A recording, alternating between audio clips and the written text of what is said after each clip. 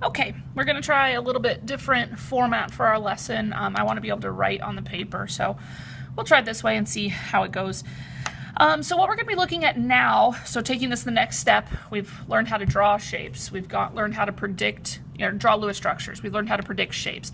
We've learned how to figure out angles, bond orders, all this information, and now we're going to start to apply some of it in some other facets of what happens with molecules. But there's one more thing that we need to understand, and that actually two more things, and that is bond polarity and then also electronegativity, because that's going to play a part in what we're going to be doing with this. So again, we've been dealing with covalent bonding, and we said that covalent bonding is when you have two atoms and they're sharing electrons, and they share electrons in order to get their full octets. I haven't shown all the electrons on this molecule technically, of course there's more electrons around, but each atom has its 8 electrons. The point is these two right here are being shared.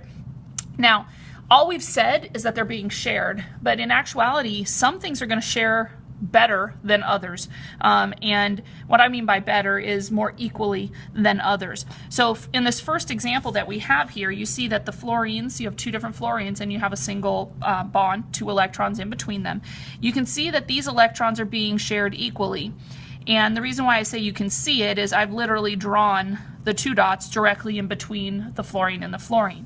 If you notice in this example, they're being shared. Hydrogen still has the 2 and the fluorine, of course there's 6 more on there too. The fluorine has its 8, but you notice how I've drawn these electrons being unequally shared. Okay, you can see that it's being unequally shared, and all of that, how you decide whether or not there's equal sharing or unequal sharing, is going to come down to this electronegativity concept. So if you take a look down at the bottom of your paper, this is a table of electronegativities. You don't have to memorize it, you just need to be able to use it. And what you're going to do is look at the atoms that are sharing the electrons, and you're going to look at their values of electronegativity. Now you can see that the definition of electronegativity is the ability of an atom in a molecule to attract electrons to itself. Okay, so it's kind of like electron affinity, but we're not really going so far as to say gain an electron. That's more an ionic bonding thing. This is more about sharing, how well it can share electrons and whether or not it's going to hog electrons. If you find fluorine on the list, fluorine actually has the highest electronegativity out of all of them. And then you can see all the values kind of decrease. There are trends for electronegativity. Again, we're going to kind of use it in context for what it's supposed to be.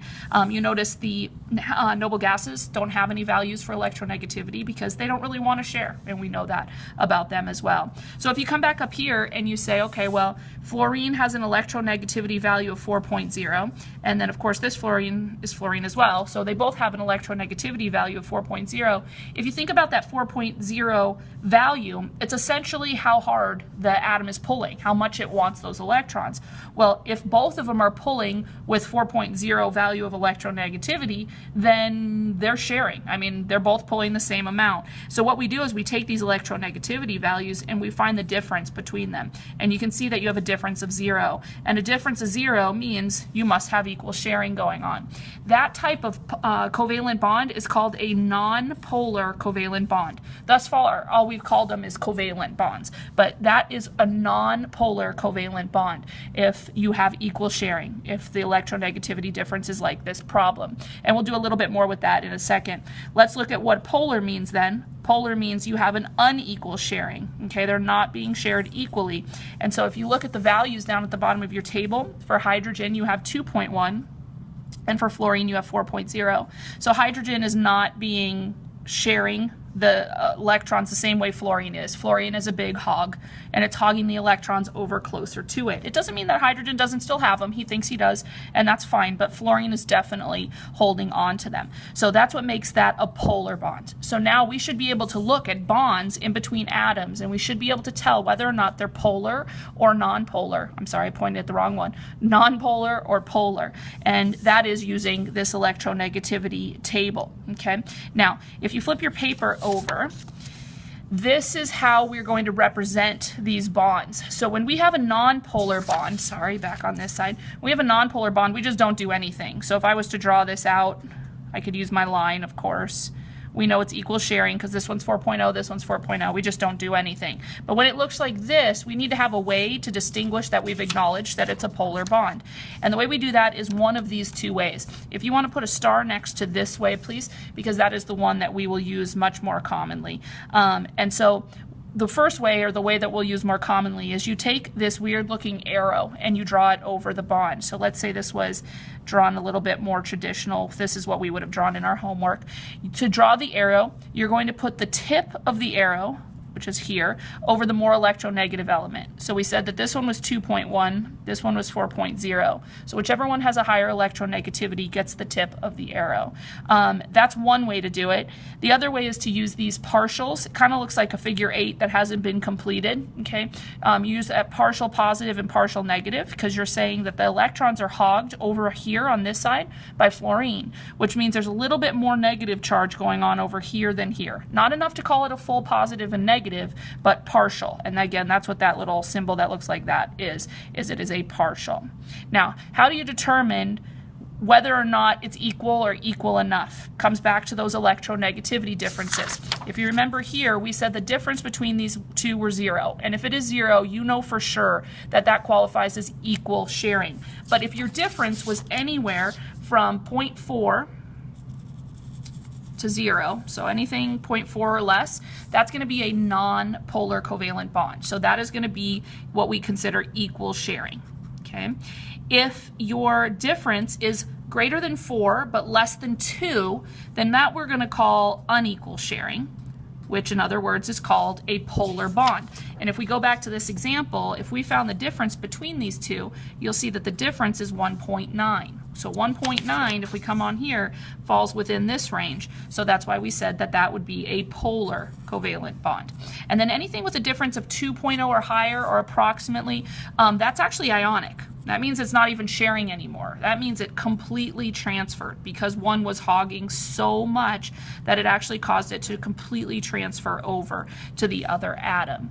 Now, these do have a little bit of gray area. Most textbooks accept that these are the values that we would use. Okay, so let me show you what this would look like. And we're going to eventually do this with molecules, but there's a lot more to it when you have a molecule involved. For now, you're just going to be looking at literally two atoms that have a bond in between and trying to decide if the molecule is polar or nonpolar, and then it actually wants us to figure out which ones are more polar. So what you're going to do is you're going to use your electronegativity table and start by looking at what their electronegativities are. So if you look at your table on the other side, you'll find that boron is 2.0, and you'll find that iodine is, sorry, I don't have my table ready, 2.5.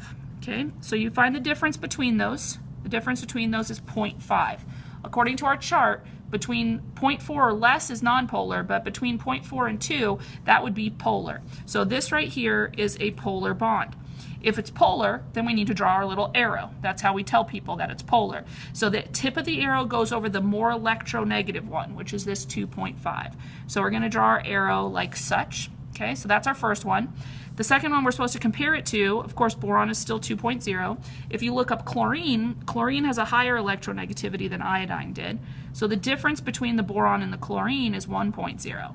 Now that still makes it polar, which means we still need to draw an arrow. Tip of the arrow always goes over the more electronegative one. Now you see these two are polar. They want us to figure out which one's more polar. So the answer is going to be this one because it has a larger difference in electronegativity, showing that one is hogging more than the other one is. Okay, so let's go ahead and try this one. And if you want to pause it and try it, and then you can come back and check it. So the electronegativity of Si is 1.8. The electronegativity of oxygen is 3.5. The difference between those two is 1.7. Now this one hopefully right away sticks out to you. Maybe you had to put in the numbers, but if it's two of the same element, it has to be nonpolar. There really isn't a choice because you know it's going to come out to be 0. So this one here is polar, and this one here is nonpolar. Now if it's polar, you have to draw the arrow. It's a designation you have to put on it. So tip goes to the more electronegative one, and then to answer the more polar question, this one would be the more polar one because, well, frankly, it's polar, right? The other one's nonpolar, so obviously the polar one is more polar. right, you can pause again on this one if you want to try it, just as a hint. The double bond makes no difference whatsoever to the electronegativity, because electronegativity is a measure of the nucleus pulling in those electrons. So carbon, you should have 2.5. Oxygen, you should have 3.5, if you look up those values. Difference, 1.0. Makes this one polar. I'm going to put the tip of my arrow over the oxygen. Sorry, I didn't leave myself enough space there. And then carbon here is 2.5. Sulfur is 2.5 as well. Now they're different elements, but notice they had the same electronegativity. So when you find the difference, it's going to be 0, which makes this one nonpolar. Okay, so the answer is that this one is the more polar one out of those two. So the double bond makes no difference to what you're doing with this. So you're just going to find that difference in electronegativity. And like I said before, I'm not going to make you memorize the electronegativity, but you do need to know this, okay? And you obviously need to understand the idea of polar and nonpolar and know where those designations fall.